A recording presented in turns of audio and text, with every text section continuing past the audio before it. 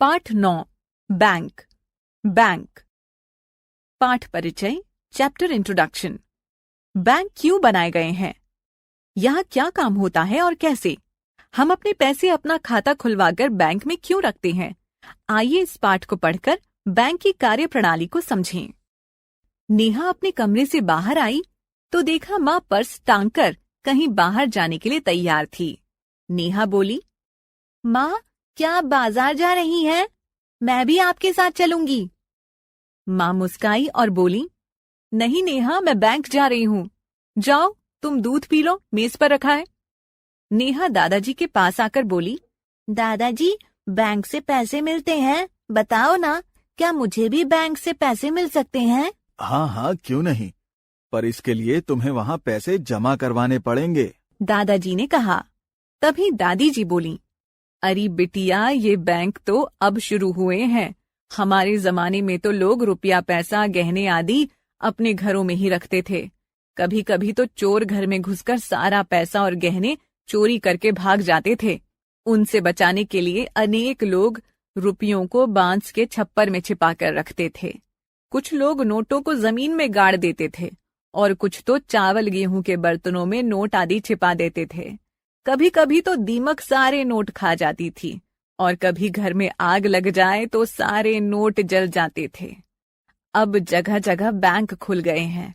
अपने रुपए पैसे वहां जमा करो और चैन की नींद सो।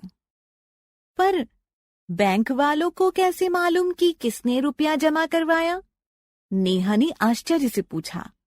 दादाजी ने नेहा को समझाते हुए कहा, बिटिया, वे लोग इसे याद नहीं रखते, खाता खोलकर उसमें लिखते जाते हैं। हर खाते का अलग हिसाब किताब रखा जाता है। बैंक हर खातेदार को एक पासबुक देता है। उसमें वह विवरण दर्ज होता है कि हमने कितने रुपए निकाले या कितने रुपए जमा किए और हमारे खाते में कितना पैसा शेष है। इस तरह से हम जान सकते हैं कि हमारे पास कितने पैसे हैं। बैंक खाते के पैसे पर ब्याज भी देता है। तुमने चेक तो देखा ही होगा। बैंक हर खातेदार को एक चेकबुक देता है। मान लो तुम्हें किसी आदमी को 5,000 रुपए देने हैं। इतने रुपए लेकर जाओ तो जेब कटने या पैसे खो जाने का खतरा रहता है। तुम उसके नाम 5,000 रुपए का चेक दे दो। उस चेक से तुम्हारे खाते से सिर्फ वही आदमी ये रुपए ले सकता है। इस तरह से चोरी होने या खो जाने का खतरा नहीं रहता। एक बात नेहा की समझ में नहीं आई। बैंक सारे लोगों से पैसे लेकर उसका क्या करता है? दादाजी ने उसे समझाया। बैंक जरूरतमंदों को ऋण देता है। वह लोगों को जमीन खरीदने या मकान बनाने के लिए ऋण देता है। ग्रामीण बैंक किसानों को खेती के लिए और दुकानदारों को व्यापार के लिए भी ऋण देते हैं। ऋण लेने वाले बैंक को ब्याज देते हैं। यही बैंकों की असली कमाई है। तभी दादाजी ने थैले से एक लिफाफा निकाला और उसमें से एक कागज निकालकर नेहा को दिखाया। नेहा ने पूछा, दादाजी ये चेक है? नहीं बिटिया, ये तो ड्राफ्ट है। तुम्हारे चाचा जी ने भेजा है। मान लो कि तुम्हारे पिताजी देहरादून में चाचा जी को 10,000 रुपए भेजना चाहते हैं।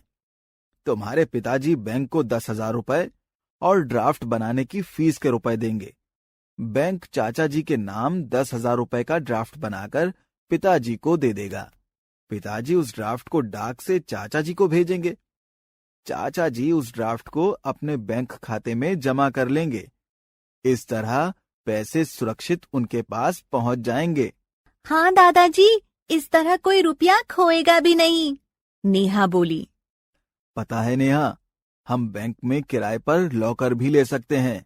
उस लॉकर में गहने, जरूरी कागजात वगैरह रख सकते हैं। चोर लॉकर के कमरे में नहीं घुस सकता, लॉकर नहीं तोड़ सकता।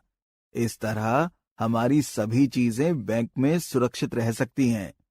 हमारे देश में बैंकों का भी एक बैंक है। उसे हम रिजर्व बैंक कहते हैं। रिजर्व बैंक ही नोट और सिक्के बनाता है। जिस तरह हमारे पैसे बैंक में रहते हैं, उसी तरह सरकार अपना सारा पैसा रिजर्व बैंक में रखती है। देखा कैसे कमाल के हैं ये बैंक। दादाजी बोले।